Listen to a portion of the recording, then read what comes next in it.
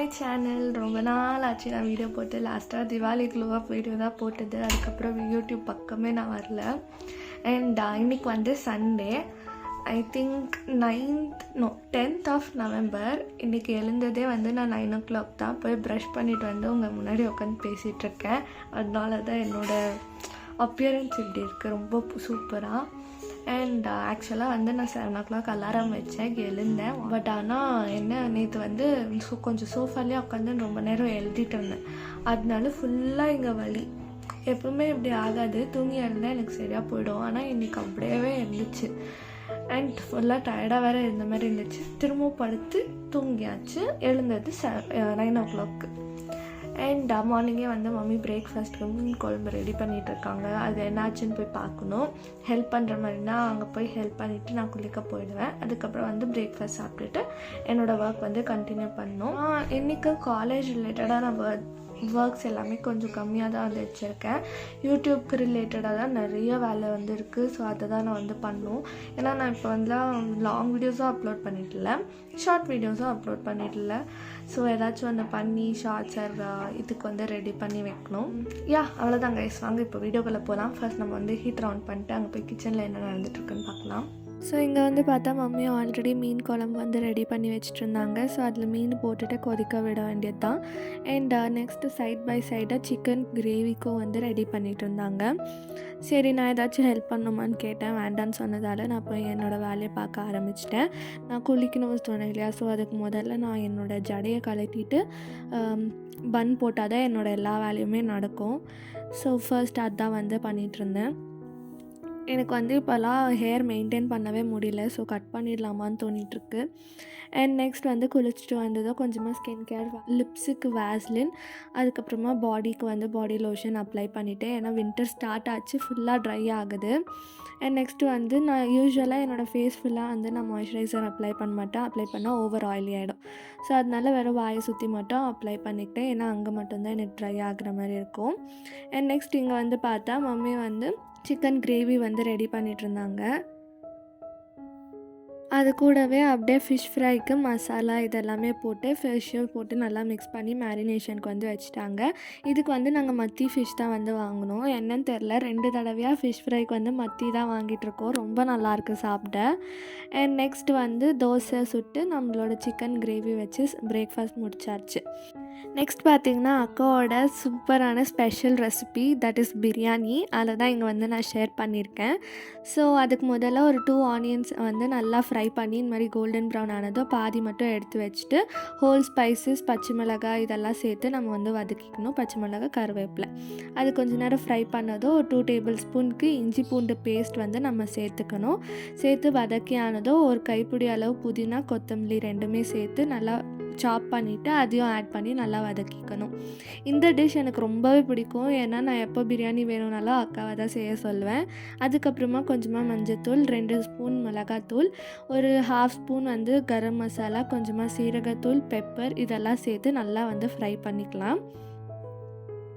அதுக்கப்புறமா நம்ம வாஷ் பண்ணி வச்சுருக்க சிக்கன் சேர்த்துட்டு நல்லா வந்து குக் பண்ணணும். மேக் ஷூர் இதை வந்து நல்லா ஃப்ரை பண்ணணும் நம்ம, இல்லைனா வந்து அந்த நான்வெஜ் ஸ்மெல் வந்து அப்படியே வரும். அண்ட் இது கூடவே கொஞ்சமாக தயிர் சேர்த்துட்டு இன்னும் நல்லா வந்து ஃப்ரை பண்ணிக்கலாம். இது கூட இப்போ வந்து தேவையான அளவு வந்து உப்பு வந்து சேர்த்துக்கலாம். அதுக்கப்புறம் இதை நல்லா மிக்ஸ் பண்ணிவிட்டு ஒரு பிளேட் போட்டு ஒரு 5 to 10 minutes வந்து இதை அப்படியே லோ ஃப்ளேமில் குக் ஆக விட்டுறணும். அதுக்கப்புறமா ஓப்பன் பண்ணிவிட்டு நம்ம வந்து ஒரு கிளாஸ் தண்ணி சேர்த்துட்டு அகெயின் இதை வந்து நல்லா ஒரு 10 minutesக்கு குக் ஆக விடணும்.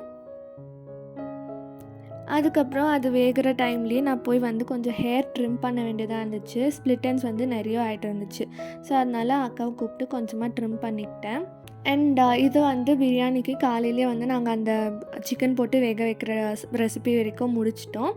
நெக்ஸ்ட் வந்து ஒரு 1 o'clock போல் தான் திரும்ப கண்டினியூ பண்ணோம். ஸோ அந்த டைமில் வந்து கொஞ்சமாக ரிலாக்ஸ் பண்ணிவிட்டு கேக் அண்ட் இந்த இலந்த பழம் வந்து வீட்டில் இருந்துச்சு. ஸோ அதை தான் சாப்பிட்டுட்டு இருந்தேன்.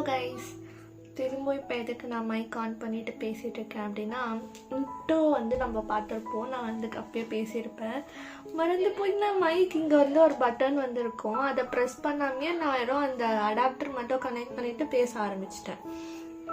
ஸோ நான் இப்போ தான் ஆமாம் நம்ம இந்த பட்டனே ப்ரெஸ் பண்ணிட்டு இந்த மாதிரி லைட்டாக வரல எப்படி வந்து ரெக்கார்ட் ஆச்சு அப்படின்னு சொல்லி பார்த்துட்டு இருந்தேன். அண்ட் ஃபைனலி தேங்க்ஃபுல்லி நான் ஃபைண்ட் அவுட் பண்ணேன். ஸோ இப்போ வந்து என்ன வேலைன்னா, கொஞ்சம் ஒரு வெப்சைட் ஓப்பன் பண்ணி அதில் கொஞ்சம் என்ன சொல்கிறது, என்னோடய கோர்ஸ் ரிலேட்டடாக கொஞ்சம் வந்து இன்ஃபர்மேஷன் பார்க்க வேண்டியதாக இருக்குது. ஸோ அது என்னன்னு சொல்லி பார்க்கணும். இது வந்து நான் காலேஜ் ஸ்டார்ட் ஆகி 1 month வந்து ஆகுது.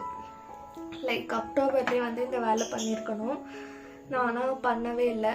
ஸோ இப்போ தான் வந்து அதுக்கு டைம் வந்து கிடச்சிருக்கு. ஸோ இப்போ அதை வந்து நான் முடிச்சுட்டு I should see what to do. இது ஆனதோதான் நான் வந்து ஷார்ட்ஸுக்கு எல்லாம் வீடியோ எடுக்க ஆரம்பிக்கணும்.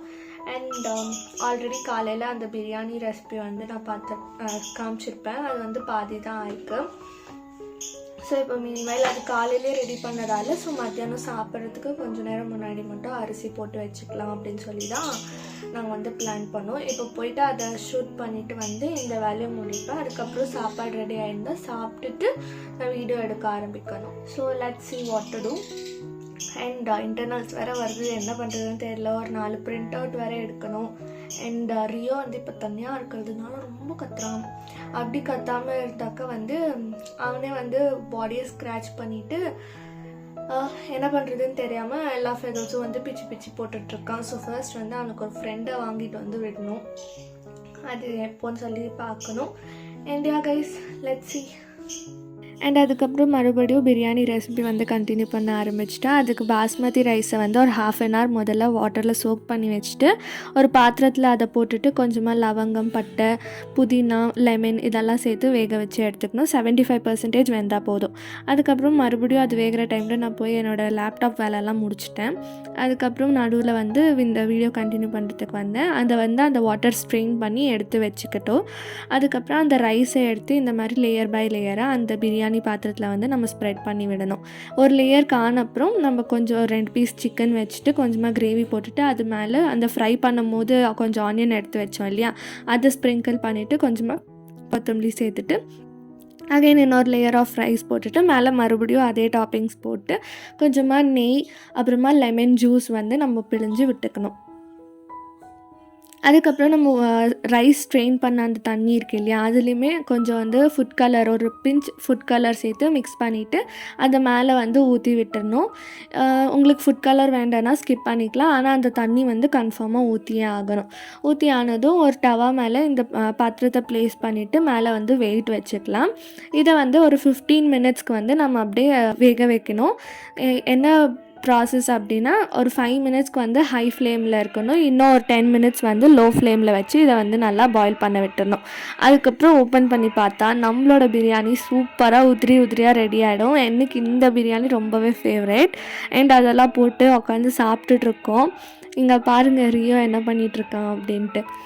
அதுக்கப்புறம் அவனும் வந்து எங்களை பார்த்துட்டு இருந்தான். அதுக்கப்புறம் அவனுக்கும் சாப்பாடு வச்சுட்டு நாங்கள் வந்து சாப்பிட ஆரம்பிச்சிட்டோம். ஃபிஷ்ஷை ஃப்ரை பண்ணியாச்சு. கொஞ்சமாக குக்கும்பர் அண்ட் வீட்டில் கொஞ்சம் எண்ணெய் கத்திரிக்காய் இருந்துச்சு, அதையும் வச்சு நான் ஒரு சேனலில் வந்து இந்த தமிழ் மூவி எக்ஸ்ப்ளனேஷன் வந்து பார்ப்பேன்.